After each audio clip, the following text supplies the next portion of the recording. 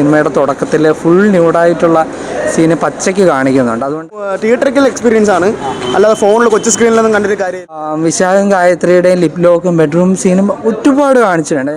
കണ്ടുകൊണ്ടിരിക്കാൻ നമുക്ക് ശരിക്കും ഒരു പോൺ സിനിമ അല്ലെങ്കിൽ കമ്പി സിനിമ കാണുന്ന മാതിരിയുള്ള ആയിട്ട് തോന്നും. കാരണം അമ്മാതിരിയുള്ള കുറേ സീനുണ്ട്. പിന്നെ സിനിമയുടെ തുടക്കത്തിൽ ഫുൾ ന്യൂഡായിട്ടുള്ള സീന് പച്ചയ്ക്ക് കാണിക്കുന്നുണ്ട്. അതുകൊണ്ടായിരിക്കാം, ആ സീനുള്ളത് കൊണ്ടായിരിക്കാം. അത് നായകനും നായികയൊന്നുമല്ല, അതുകൊണ്ട് നിങ്ങൾ അങ്ങനെയൊന്നും തെറ്റിദ്ധരിക്കരുത്.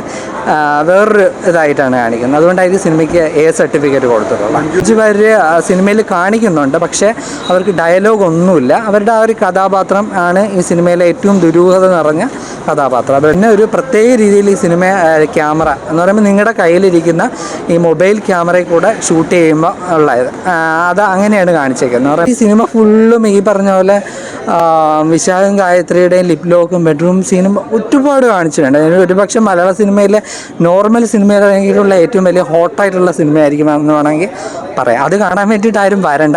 അതിൻ്റെ പ്രൊമോഷനും അല്ല ഞാൻ പറയുന്നത്. പടം മസ്റ്റ് വാച്ച്, തിയേറ്ററിക്കൽ എക്സ്പീരിയൻസ് ആണ്, അല്ലാതെ ഫോണിൽ കൊച്ചു സ്ക്രീനിലൊന്നും കണ്ടിട്ട് കാര്യമില്ല. ഈ ഡോൾബി തന്നെ ഇരുന്ന് കാണണം. മഞ്ജു വാര്യർ ഊമയായിട്ട് അഭിനയിച്ച് തകർത്തു.